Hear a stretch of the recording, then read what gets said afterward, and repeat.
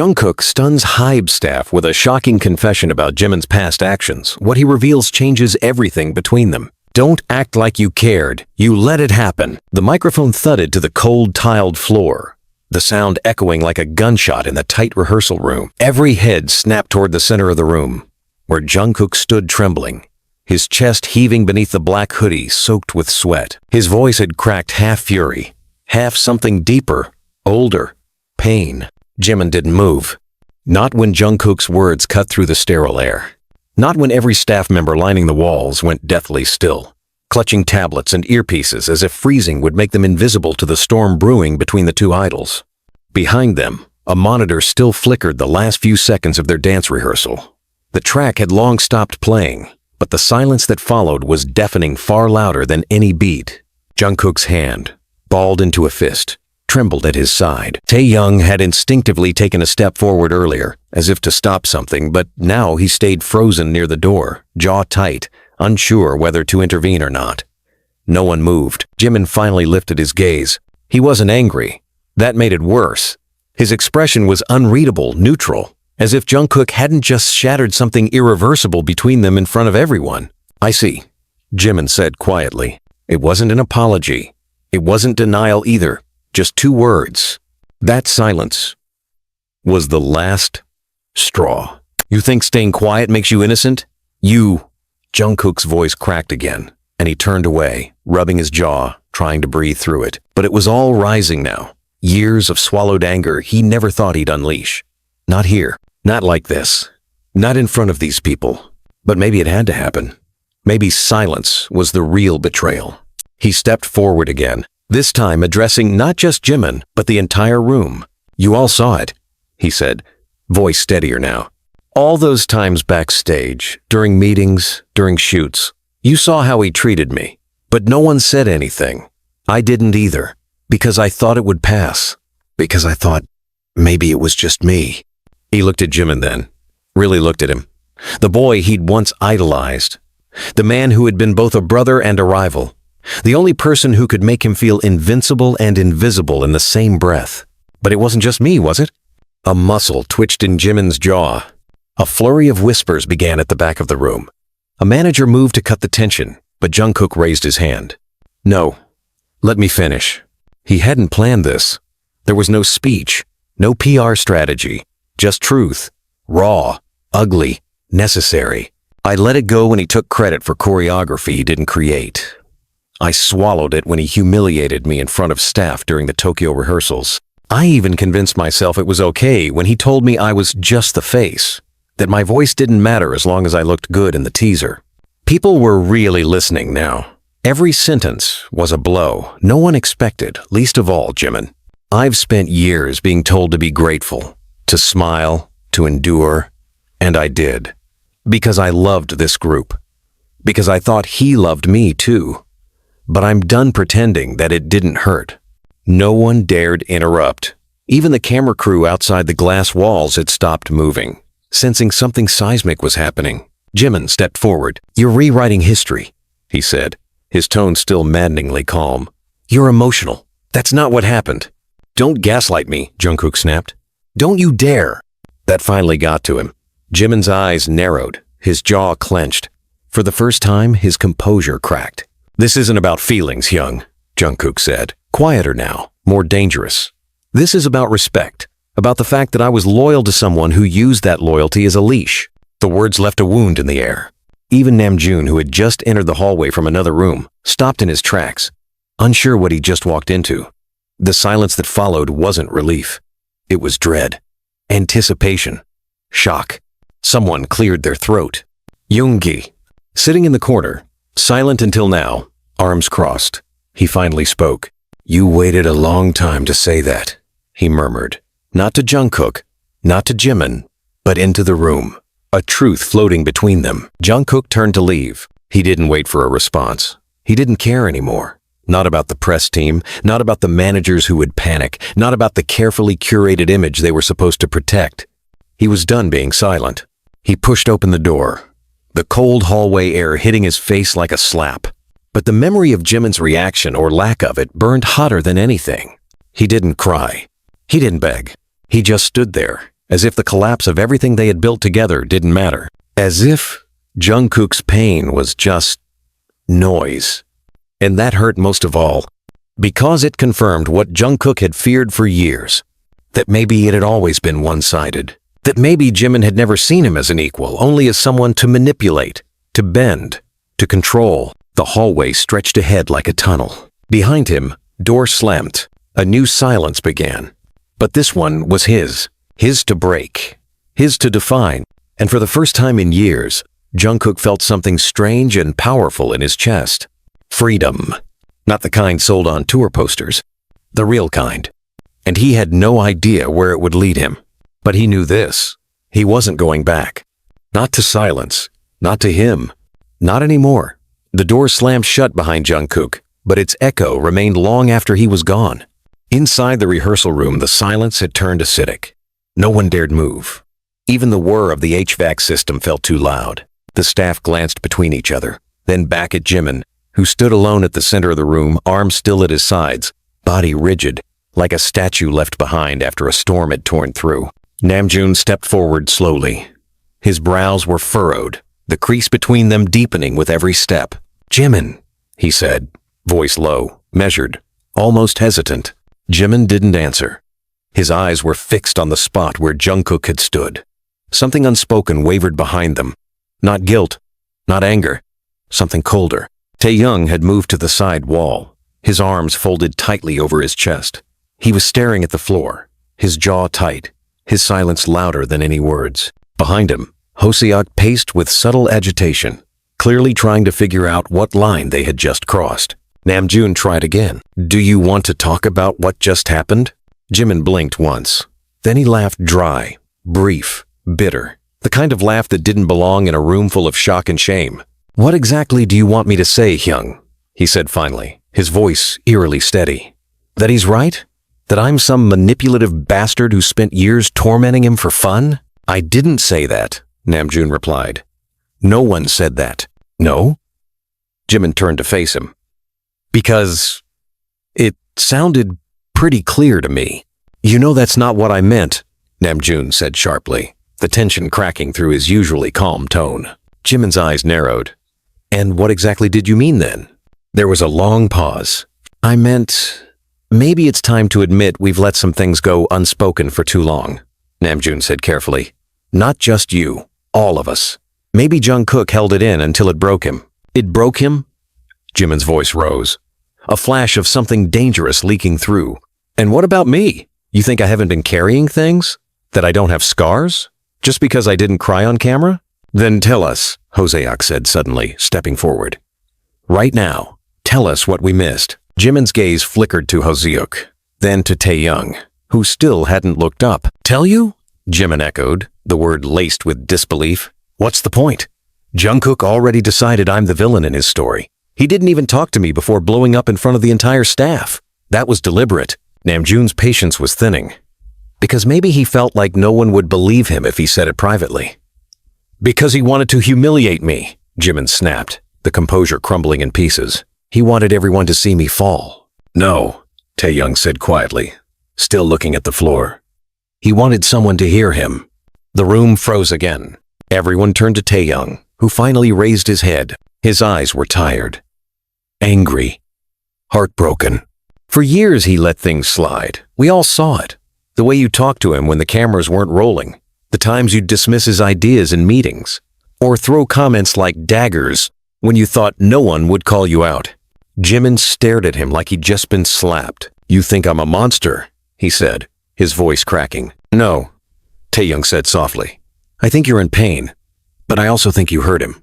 A lot." Jimin's chest rose and fell with uneven breaths. "You don't know everything," he whispered. "Then explain it," Namjoon said, stepping closer, his tone urgent now. "Before this gets worse, before this becomes unfixable." There was a beat of silence. Then Jimin's mouth opened, and for the first time, he began to speak, not with the cold detachment of someone defending himself, but with the fragile honesty of someone unraveling. "I felt like I was disappearing," he said quietly. "Every year, Jungkook got more attention, more praise, more fans, more everything. And I was still trying to prove I belonged here." The words hung in the air. I wasn't jealous of his talent, Jimin continued, his voice brittle. I was scared that the group was outgrowing me, that I'd become irrelevant. Hoseok let out a breath, and it sounded like a wound. So I got sharp, controlling. I told myself I was just being honest, that I was helping him toughen up. But maybe I was just scared he'd leave me behind. He turned to Namjoon, and no one stopped me. That landed with force. The silence that followed wasn't cold anymore. It was heavy, full of regret. I didn't think it was that deep, Hoseok admitted. I thought it was just your dynamic. Me too, Namjoon muttered. I thought you two were always pushing each other to be better. Jimin gave a sad smile. That's what I told myself too. Taehyung stepped forward. But if you understand that now, he said, his voice firmer, then fix it. I don't know if I can, Jimin said. Not after what he said. Not after the way he looked at me. Then find out, Namjoon replied. Before the press does. Almost on cue, someone's phone buzzed. Yoongi checked his. His face went pale. Too late, he muttered. Everyone turned. What do you mean? Hoseok asked. Yoongi turned the screen around. A clip of Jungkook's outburst had already leaked, posted anonymously. It was spreading like wildfire. The title read, Jungkook calls out Jimin in explosive rehearsal breakdown. You let it happen. The room erupted into chaos. Phones buzzed. People shouted. HYBE management flooded in seconds later, demanding explanations, strategies, statements. But none of it mattered to Jimin, because his eyes were locked on that screen, watching himself. Not saying anything, not denying, not reacting. Just standing there, looking like everything Jungkook had said was true. He turned and walked out of the room. No one stopped him. Down the hallway, Jungkook was pacing alone in the rooftop access stairwell.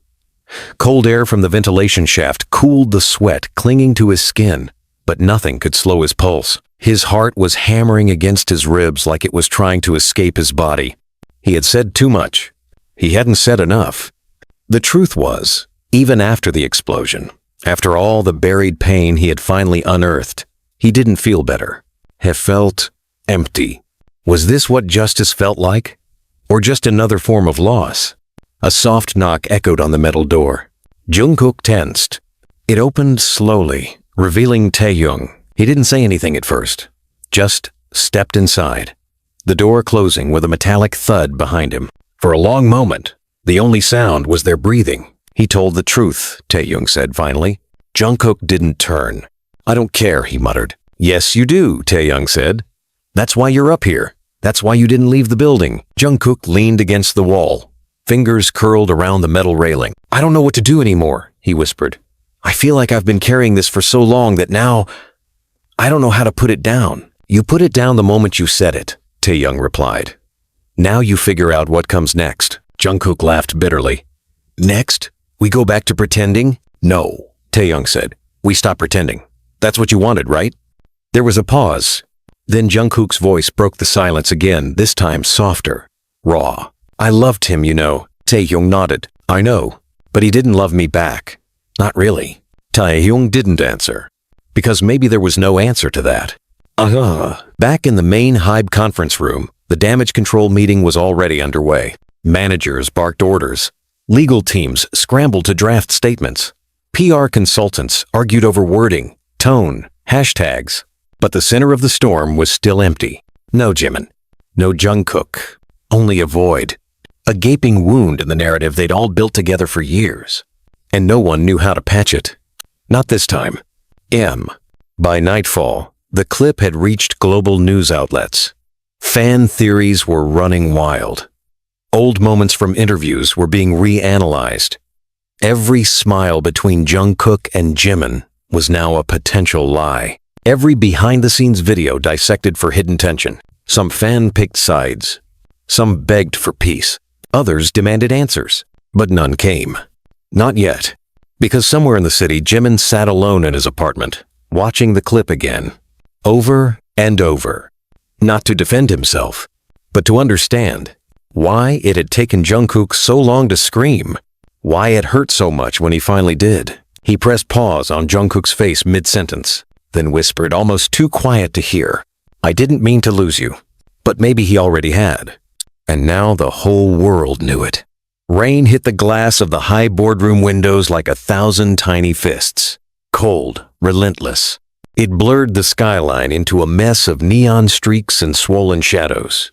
The kind of weather that made even the brightest city feel small. Inside the building, the atmosphere was even colder. Jungkook sat at the long rectangular table with his hood up, headphones around his neck but no music playing. He wasn't looking at anyone.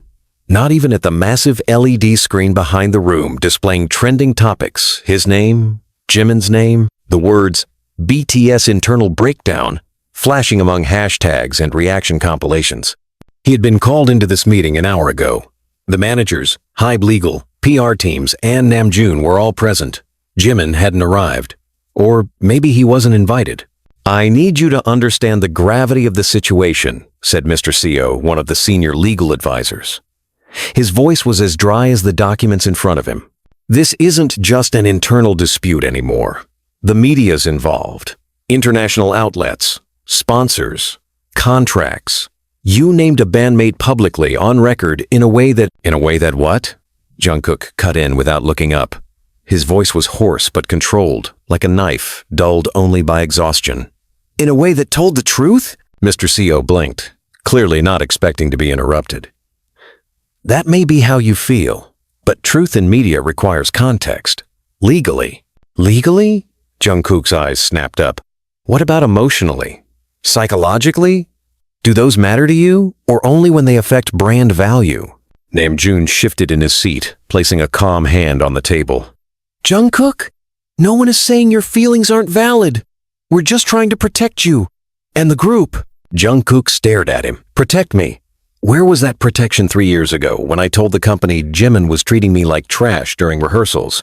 When I asked for solo creative freedom and you all said to keep the peace?" Namjoon's jaw tightened, but he didn't reply. "I stayed because I loved this group.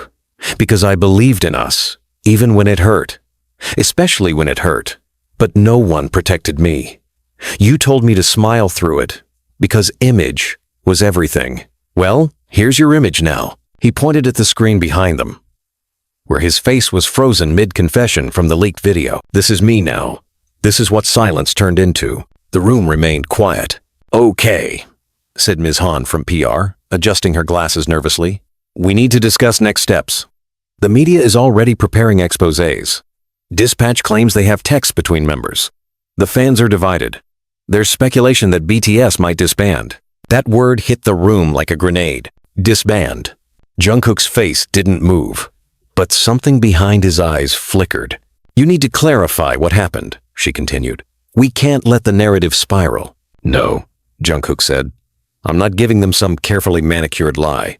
If I talk truth." "What truth?" A new voice said from the doorway. Everyone turned. Jimin stood there. He looked like he hadn't slept. His usual flawless appearance was gone, his hair unstyled, eyes bloodshot, lips dry and cracked from chewing on them. He walked in slowly, his boots heavy on the polished floor, but his presence was undeniable. Jungkook's hands clenched into fists under the table. Jimin looked at him. "What truth do you want to tell, Jungkook? That I bullied you? That I was jealous? That I hated you?" Jungkook didn't flinch. "I want to tell them what really happened. What no one saw." "You mean your version of it?" Jimin said. "No." Jungkook stood now, facing him across the long table. "The version where I begged you not to mock my vocals in front of the staff. The version where I cried after you laughed at my first solo concept sketch and told me to stick to dancing. The version where you only acted like you cared when cameras were rolling. I was under pressure," Jimin shouted. "We all were. I lashed out, yes. But you let it fester. You made me a villain in your head because it's easier than admitting we were both hurting." "You were hurting?"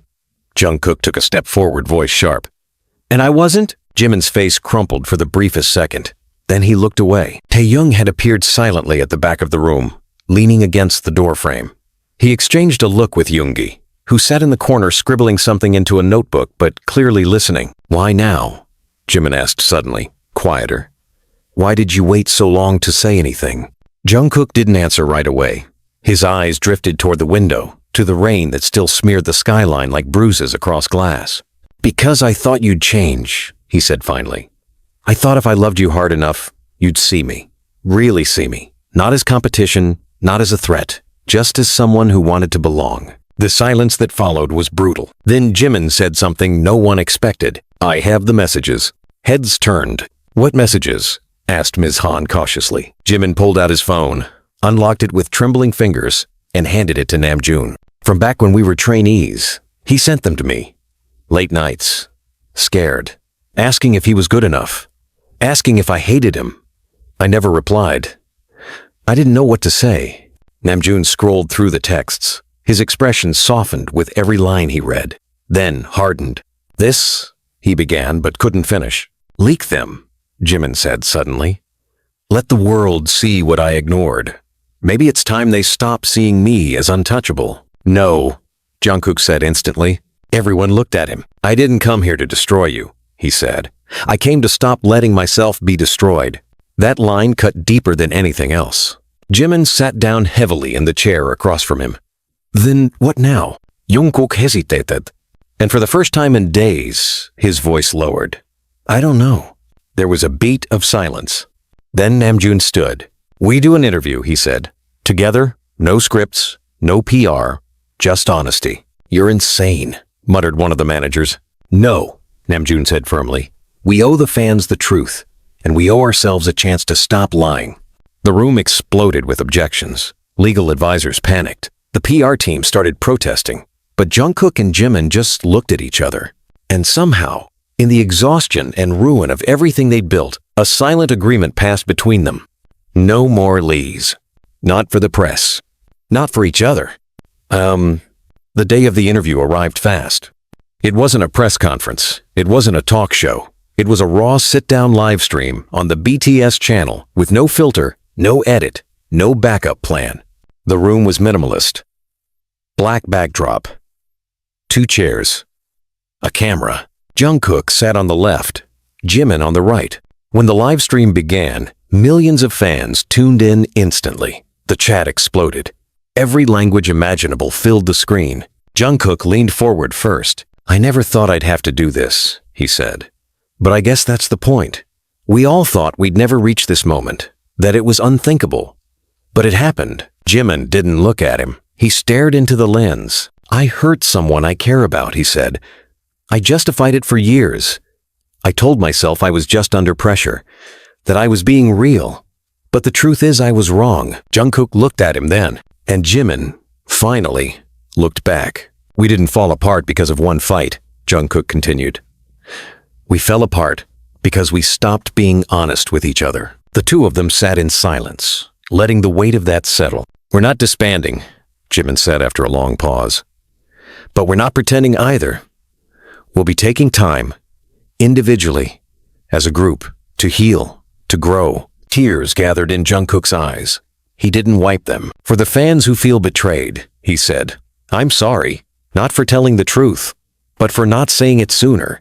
You deserve to know us, the real us. Jimin reached out hesitantly and placed a hand on Jungkook's knee. I see you now, he whispered.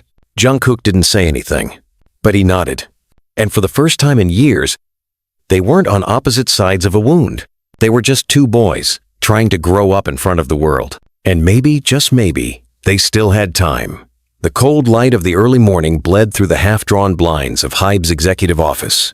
It wasn't even 7 a.m., yet the conference room on the 17th floor was already filled with the quiet tension of voices held back, thoughts repressed, and truths threatening to unravel again. The air reeked of bitter coffee, sterile air conditioning, and something more invisible, more dangerous resentment.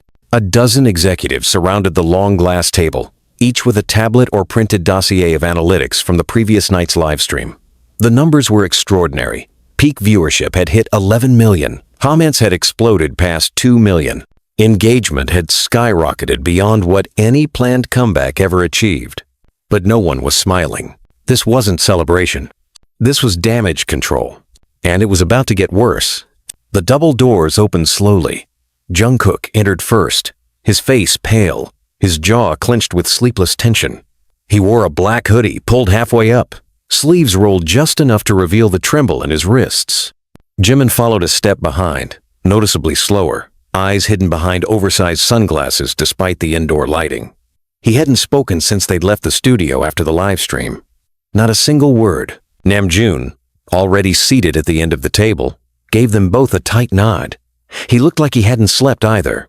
His fingers were interlocked on the table, knuckles white. "Let's begin," said Ms. Han, adjusting her notes. Her tone was sharp, clipped, as though she was fighting the rising chaos with control. As you can see in the reports, fan reactions are mixed. Some are applauding the honesty. Others are calling for disbandment. There are threats, petitions. The entire brand is under siege. Jungkook sat slowly. "You asked for truth. You got it." "Truth isn't what's being questioned," Mr. Seo interrupted from across the table, pushing his glasses up the bridge of his nose. "What's being questioned is leadership, stability, cohesion. The industry is watching us unravel. Shareholders are watching." "So let them watch," Jungkook said coldly. "They've watched us fake smiles for years. Let them see what it cost." Jimin flinched at that, and for a moment, the room fell into an unbearable silence. Yoongi entered late, walking in without apology, holding a phone in one hand and a cigarette pack in the other. Even though he hadn't smoked in 2 years, he dropped into the chair beside Namjoon and tossed the phone onto the table. "You're going to want to see this." Everyone leaned in. On the screen was a tweet from a former vocal trainer, anonymous until now, claiming they had witnessed incidents years ago during trainee evaluations where Jimin berated Jungkook behind closed doors. Accompanying it was a voice recording, fuzzy, slightly distorted but real. "I don't care if you're the golden child," a voice eerily similar to Jimin said in the recording. "You mess this up again and you're dead weight." Someone gasped. It wasn't clear who. The room seemed to stiffen in collective horror. Jimin's mouth parted in shock. "That wasn't," he started, but his voice cracked. "That was taken out of context. That was a different day. We were all under pressure. That wasn't." "It's you," Jungkook said softly. "It's your voice." Jimin stood abruptly. "I need a minute." "No," Namjoon snapped, his voice rising for the first time. "You don't get to run now. We're drowning, and you're still trying to pretend you weren't holding the rope." Tears welled in Jimin's eyes. "I didn't mean it like that. I said worse to myself back then. I hated myself. I was scared.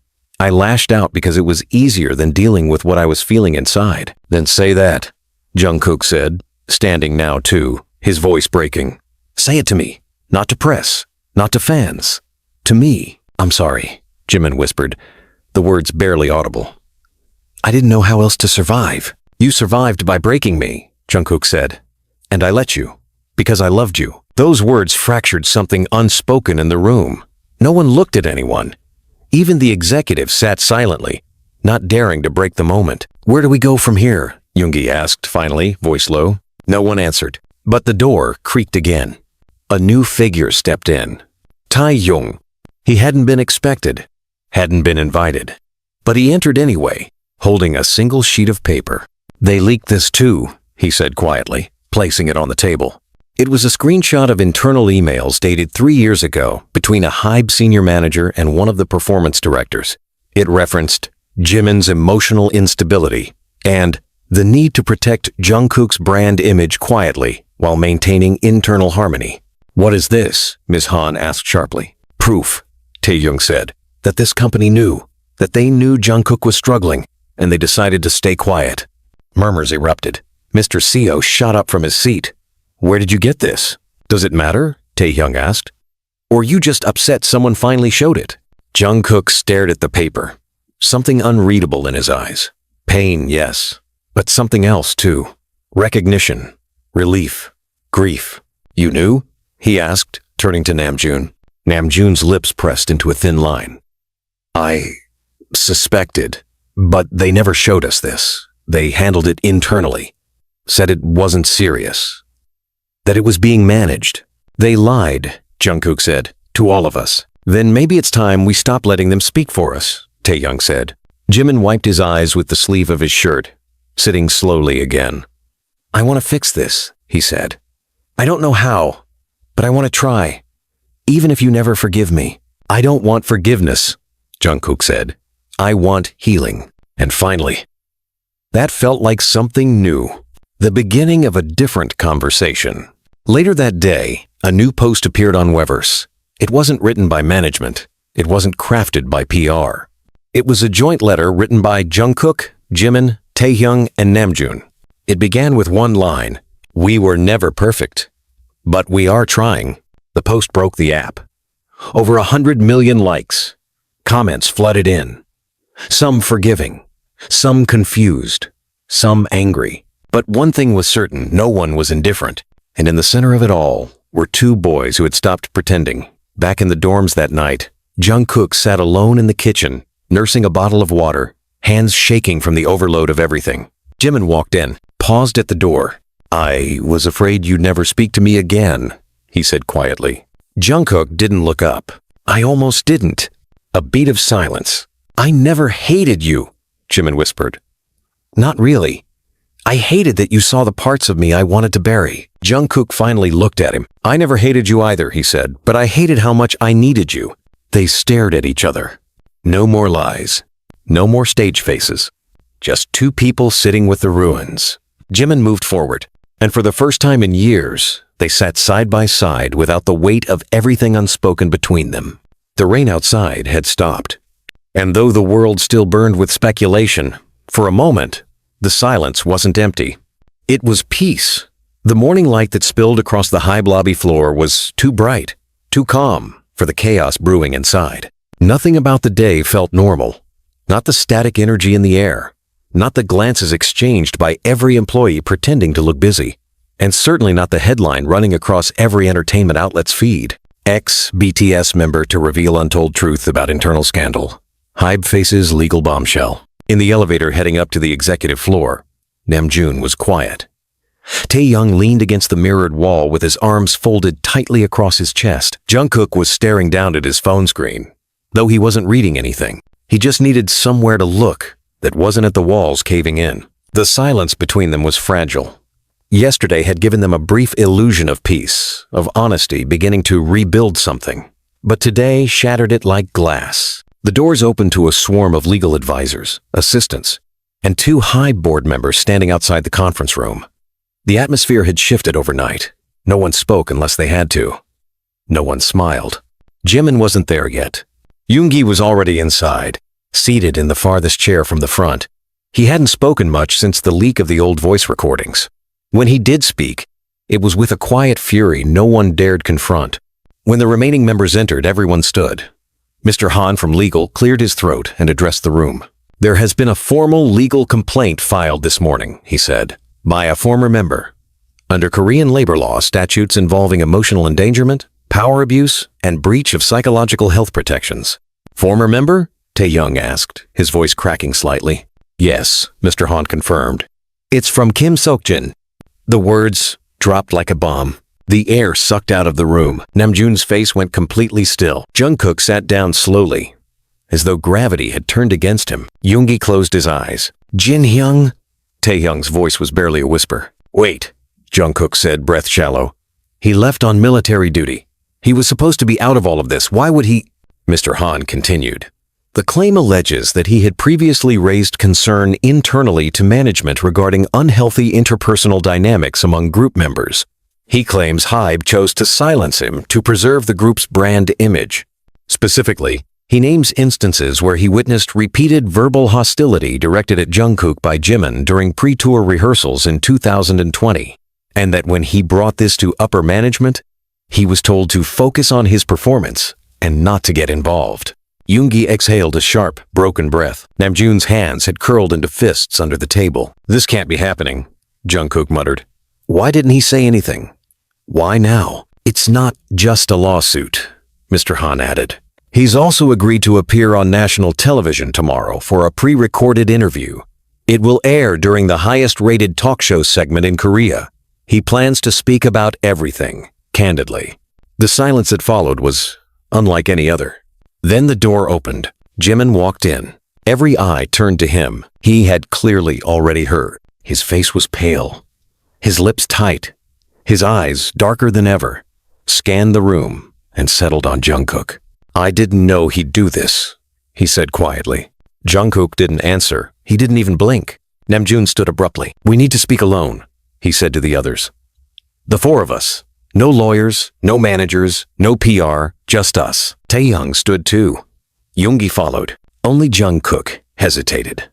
But eventually, he rose and walked wordlessly into the adjoining private conference lounge, followed by the others. When the door shut, it was as though the rest of the world vanished. Namjoon turned sharply on Jimin. "You told me you handled things with Jin. That he left without resentment." "I thought he did," Jimin said. "He never said anything to me." "Because maybe he knew you wouldn't listen." Yoongi spat. "That's not fair," Jimin snapped, his composure finally cracking. "I didn't ask to be the one everyone dumps their guilt on. I was struggling too." Taehyung leaned forward, his voice low and vicious. "You were struggling, yes, but you never apologized until you were exposed. That's the difference. You didn't act out of remorse, you acted out of fear." Jimin's eyes burned and his voice rose. "Fine. You all want me to be the villain? Then say it. Say it out loud. Make me the scapegoat. Blame me for everything." "I don't want you to be the villain," Jungkook said quietly. "I just wanted you to admit that you broke me before the world had to force it out of you." The words landed like a knife. Jimin sat down heavily, trembling. "I don't know how to fix this." Namjoon spoke next, his tone quieter but more deadly. "We can't fix this if we don't tell the truth. All of it. No more PR filters. No more curated apologies. No more hiding behind management." "And what if the truth destroys us?" Jimin asked. Namjoon looked at him, long and hard. "Then maybe we weren't meant to survive as we were." Jungkook stood up again, pacing the room like a caged animal. "I'm tired of being at war," he said. "With fans, with management, with you, with myself. I feel like I've been bleeding for years, and no one noticed until the blood touched the floor." Yoongi stepped forward. "Then we bleed publicly," he said, "like they bled us privately." It was an insane idea, but no one rejected it. That night, a new announcement hit Weverse. BTS would hold a global live stream in 3 days. Every member would speak. No script, no moderation, no limits. The backlash was immediate. HYBE panicked. Sponsors threatened to pull funding, but the post stayed up because the members refused to take it down. The world began to buzz. Fans speculated. Theories ran wild. Old videos were reanalyzed. Emotional breakdown compilations went viral again.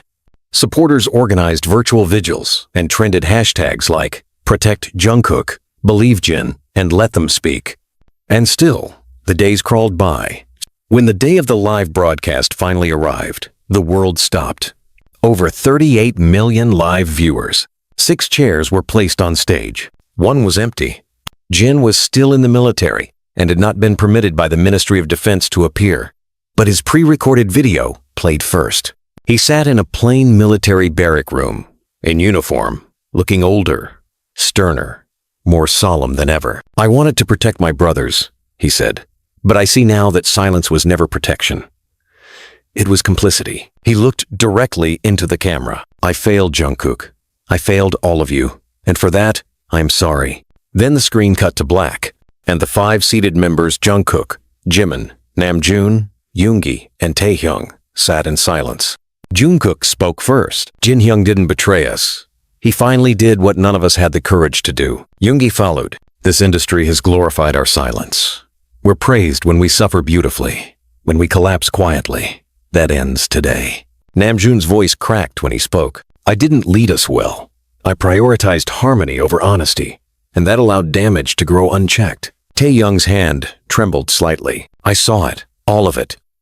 I didn't speak soon enough, and I will never forgive myself for that." Finally, Jimin spoke. "I hurt someone I love. I didn't do enough to stop.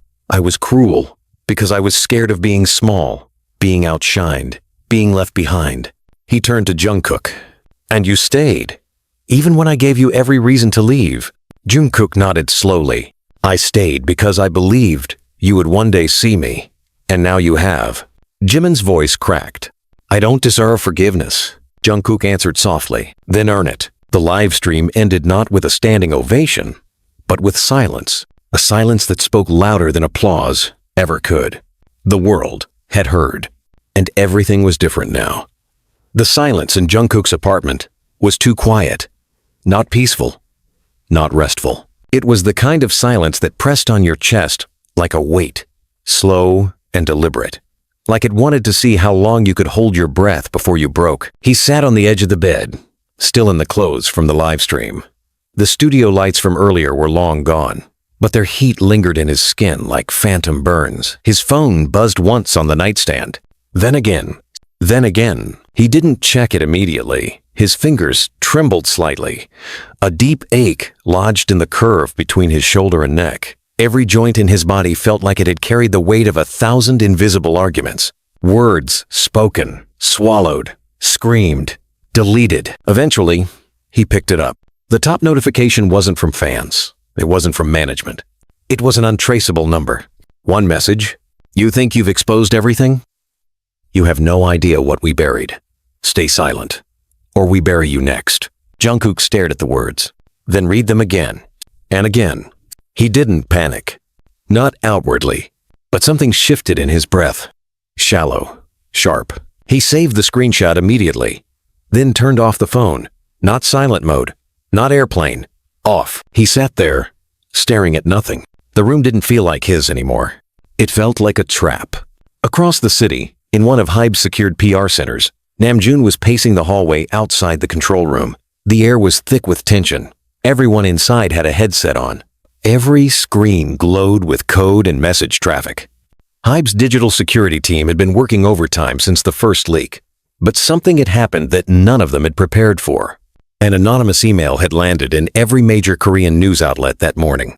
It contained over 200 documents, screenshots of internal emails, recordings of closed-door meetings, digital transcripts, chat logs, voice notes, and none of it was doctored.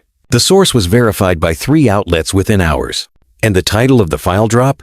The Truth About HYBE's Internal Silence Protocol. Inside the file, damning detail after damning detail confirmed what fans had feared. That HYBE had known for years that tensions within BTS had reached toxic levels, that they had run psychological reports on each member without informing them, that they had encouraged Jimin to continue pressuring Jungkook during rehearsals, believing it would increase emotional tension on stage and boost artistic volatility for fan interest. One email from 2019 read, "Let Jimin continue the pressure. Jungkook performs better when challenged emotionally. We'll monitor his vocal fatigue afterward." Another, from early 2020, Jin's resistance is becoming a problem. He's too focused on internal harmony. Recommend rotation away from conflict, heavy practices. And worse documentation that HYBE had deliberately withheld support staff when Jungkook requested mental health intervention, citing media timing and market risk. Yoongi slammed his fist into the table when he read that one. He hadn't spoken to anyone all morning. Not even Namjoon, not even Taehyung, who had tried twice to pull him aside and ask if he was okay. There were no words left for what Yoongi felt. Only heat. Only betrayal. Only rage. The board of directors called an emergency meeting, but not with the members. Not even with senior management. They locked the doors. Jimin sat alone in the practice room on the 10th floor, replaying the voice message he had received that morning. It wasn't from a fan. It wasn't from a hater. It was from someone on the inside. And the voice wasn't disguised. It was someone from the creative team. Someone he had worked with since debut. "You should stop this," the voice said, "before they come after you for real. You're lucky Jungkook didn't name you in that interview. But the company's bleeding now, and they'll need a scapegoat. You know how this works." Jimin had listened to that message 3 times before he deleted it, but the voice wouldn't leave his ears. He stood in the middle of the dance studio, lights off, mirrored walls stretching endlessly around him. He stared at his own reflection. Pale, haunted, thinner than he had been a month ago. His mouth opened, like he was about to say something to the version of himself staring back. But no sound came out. He turned and punched the mirror. It didn't shatter, but the impact sent pain screaming up his wrist. Across the hallway, Taehyung had seen the entire thing through the slightly cracked door. He didn't say anything, just leaned against the wall, heart heavy, throat dry. He'd been thinking a lot lately, about the years they had spent together, about how much of it had been real, how much had been performance. When the Weverse app pushed the notification that the files were verified as real, the fandom broke wide open. Some cried, some screamed, some demanded HYBE CEO resign, and some posted apologies, thousands of them, to Jungkook. to Jeon, to all the members who had suffered in silence for years. But not everyone was sympathetic. Some fan-turned. Some accused Jungkook of orchestrating it all to sabotage Jimin. Some called it betrayal. Even within ARMY, war had broken out. Jungkook saw it all from the shadows of his dark apartment. His phone was off, but his heart was screaming. A knock at the door startled him. He didn't answer at first, but it came again, soft, insistent. When he finally opened it, Namjoon stood there, drenched from the rain, holding a USB in his palm like it was radioactive. "What is it?" Jungkook asked. Namjoon walked in without answering. He plugged the drive into Jungkook's laptop. "I asked them to send me the full psychological profile HYBE ran on you in 2021, Namjoon said. "They refused, but someone leaked it, probably one of the interns who quit last week." Jungkook sat down, eyes scanning the screen. The report opened. "I felt sick. Subject displays high emotional receptivity, chronic internalization of criticism, and dependency on external validation, particularly from primary emotional figures, e.g., Jimin. Recommendation: limit therapeutic intervention until after peak promotional period." "Primary emotional figure," Jungkook muttered. "Like I was some lab rat." Namjoon's hands were shaking. "They used us, all of us, as variables in a goddamn algorithm." Jungkook shut the laptop. "I need air." They left the apartment in silence. The rain had turned to mist. The streets were empty. They didn't wear masks, didn't wear hoods. They didn't care anymore. They walked for hours. At one point, they passed by the building where they had filmed one of their earliest dance practices. The lights were off now, abandoned. "How do we survive this?" Jungkook asked. Namjoon answered after a long pause. "Maybe we don't. Maybe we let this version of us die, and we rebuild." Jungkook looked up. The sky was still dark, but a single line of blue cracked the horizon. Later that night, another message arrived, but this one was different. It wasn't a threat. It was from Jeon. It was short, only 6 words. "Don't stop. The truth needs air." And for the first time in weeks, Jungkook smiled. The glass panels of the HYBE executive floor rattled as the wind howled outside, but the storm inside was louder. It began at exactly 8:12 a.m. when a single email appeared in the inbox of every department head within the company.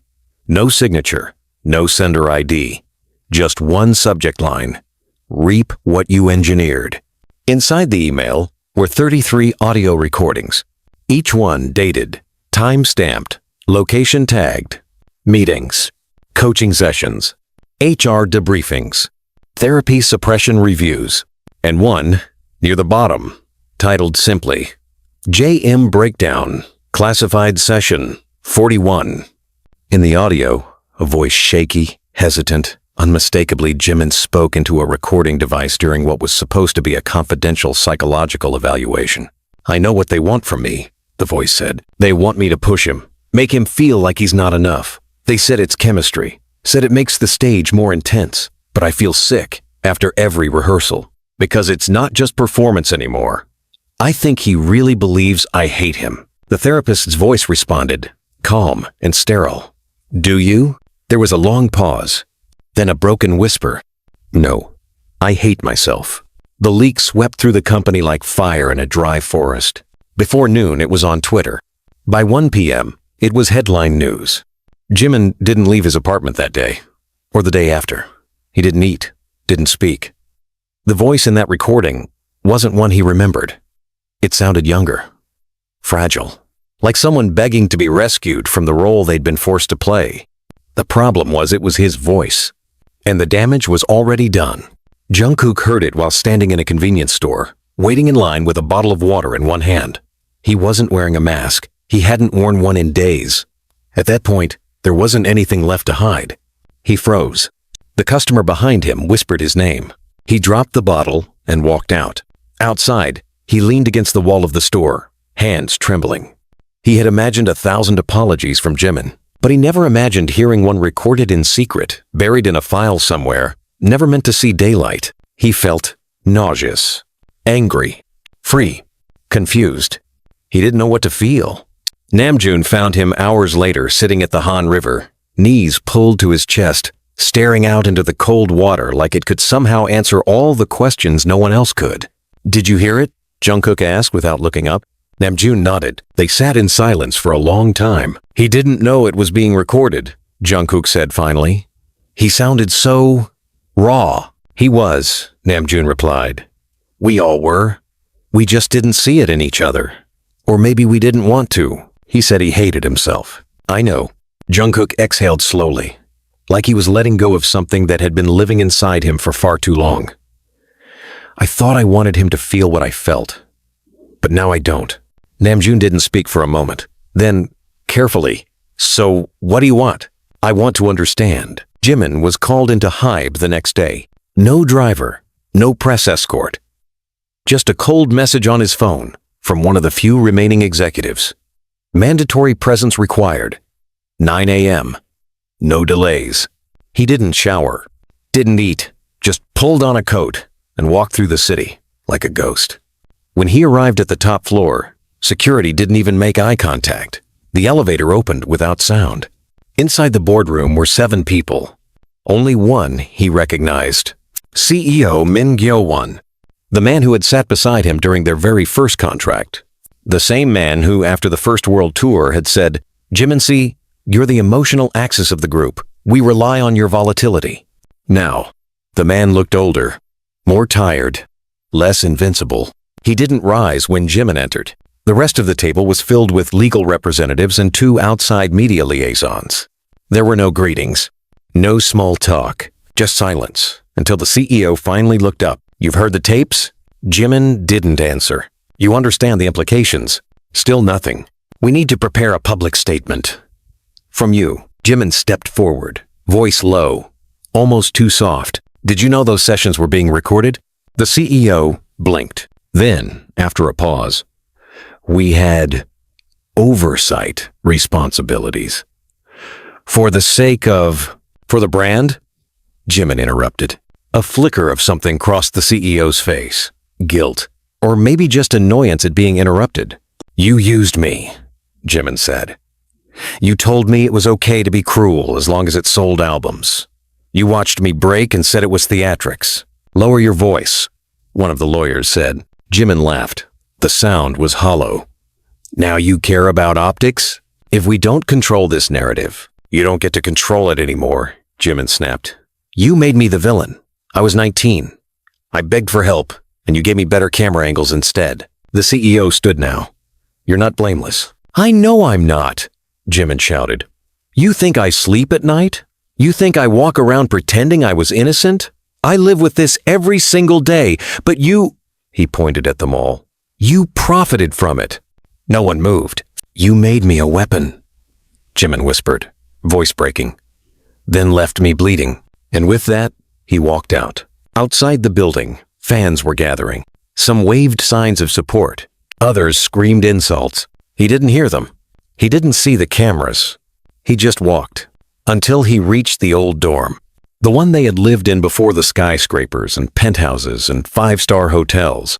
He rang the doorbell once. Jungkook answered. They stared at each other. Neither spoke. Then Jungkook stepped aside. Jimin entered. The apartment was silent, familiar. A graveyard of memories. Jungkook led him to the living room. They sat, still silent, until finally, Jimin broke it. "I don't know how to live with what I've done." Jungkook's eyes didn't leave his. "Then don't live with it. Change it." Jimin looked down. His hands were trembling. "What if I can't?" "You can," Jungkook said. "If I can forgive you, you can forgive yourself." Jimin's head shot up. "You forgive me?" "No," Jungkook said. "Not yet. But I want to." Tears spilled from Jimin's eyes. For the first time, without performance, without PR, without management. Just a boy who had lost his way. And another boy who was learning how to heal. They talked for hours. They screamed. They cried. They sat in silence. And when Jimin stood to leave, Jungkook stopped him. "I want you to be part of fixing this," he said. "With me?" Jimin nodded, tears still staining his cheeks. "Then let's burn the whole lie down." The room was white. Not just the walls, but everything. The ceiling, the curtains, even the floors. Fluorescent light bounced off every surface until it felt like the people sitting in the room were floating in the middle of a void. It had been designed to feel sterile, controlled, clean. But the men sitting in those chairs were anything but. There were 7 of them now, all of them present. Jin had been released from service early under emergency deferment after the national broadcast reaction to his recorded message reached the Ministry of Culture. The government couldn't ignore the media pressure. They couldn't ignore the voices pouring in from around the world, demanding to know how a global icon had been left unheard for so long. And now he sat at the end of the row, wearing a charcoal gray suit, his hands clasped together tightly between his knees. To his right, Jungkook. To his left, Jimin. Taehyung, Yoongi, Hoseok, and Namjoon filled the remaining seats, the full group finally together in one place for the first time in months. The press was outside, but the cameras were already rolling inside. This wasn't a conference hosted by HYBE. This was something else. The banner behind them read simply, Reclamation. A single word. Not a brand. Not a slogan. A message. Namjoon stood first. His voice didn't waver. He looked directly into the camera, as if daring the world to blink first. Thank you for being here. We know you've heard stories, whispers, leaks. You've seen our silence, our collapse, our struggle. You've speculated about betrayal, about disbandment, about fractures too deep to mend. He paused, and the silence was heavy. You were right about one thing. He turned to look at the other members. We broke, but not because we were weak, not because of ego, not because of fame. We broke because the machine we were inside was never built for truth, only image. Jin took the mic next. The weight of his voice, steadier than anyone remembered, was like a punch to the gut. When I saw Jungkook struggling, I spoke up. When I saw Jimin collapsing emotionally, I warned them. When I felt the group drifting into dysfunction, I filed reports. I begged HYBE for psychological intervention, for real counseling, for a break. His voice cracked slightly, but he held the tremble back. They said no. Jungkook stood. I was called the Golden Maknae, but no one asked what it felt like to be gold-plated on the outside and hollowed out inside. I was praised when I performed flawlessly, even if I was emotionally bleeding backstage. And when I asked for help, I was told I was too sensitive. He looked to the press now. Looked into every lens. This industry doesn't want idols. It wants puppets. Jimin's hands shook as he took the mic. I was the villain, and I became what they wanted. They said tension cells, conflict cells, jealousy cells. So I lived it. I turned every crack in our friendship into a stage. I thought if I gave them enough drama, they would finally love me, that they wouldn't throw me away. He turned to Jungkook, eyes filled with grief. I didn't mean to break you. Jungkook didn't flinch, but he didn't look away either. You did. Jimin nodded slowly. I know, and I'm sorry. The cameras caught it all. The rawness, the humanity. The members didn't speak like carefully prepared idols. They didn't follow PR scripts or offer safe answers.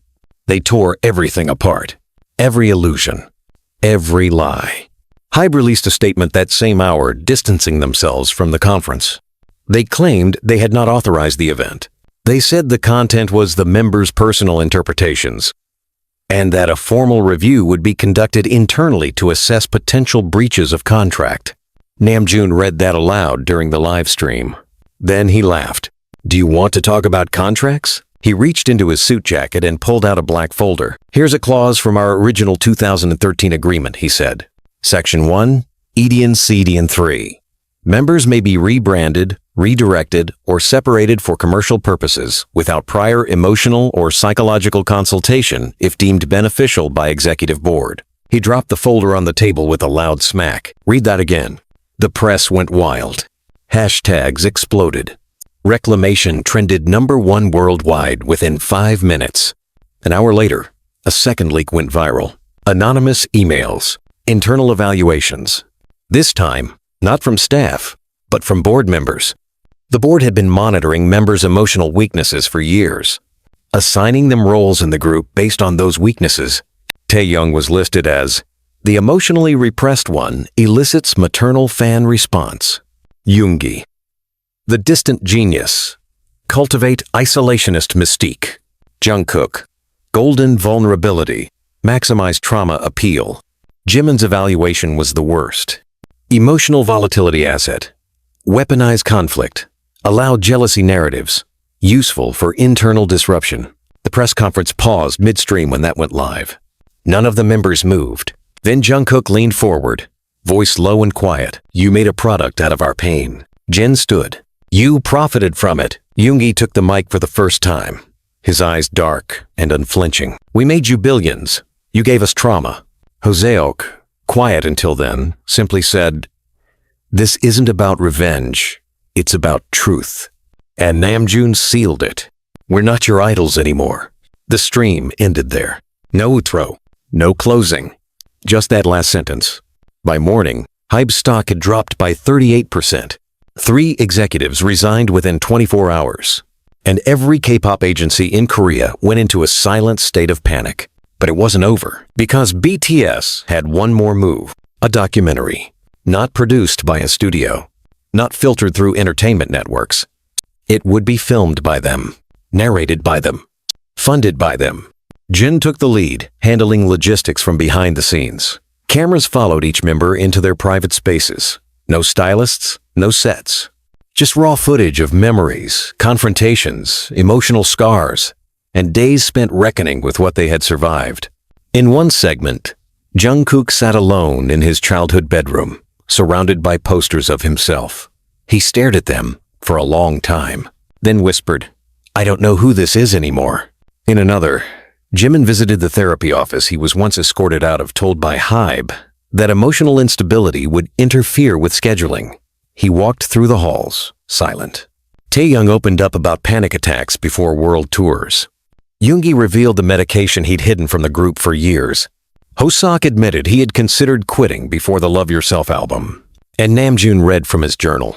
The entries were devastating. Dates marked with coded cries for help. I can't breathe backstage, but they think I'm meditating. I want to sleep for a week without being asked to smile. They only love us when we break beautifully. When the trailer dropped, the internet stopped. It wasn't music. It wasn't performance. It was reclamation. The truth, unfiltered. And the title? 7. The Things We Weren't Allowed to Say.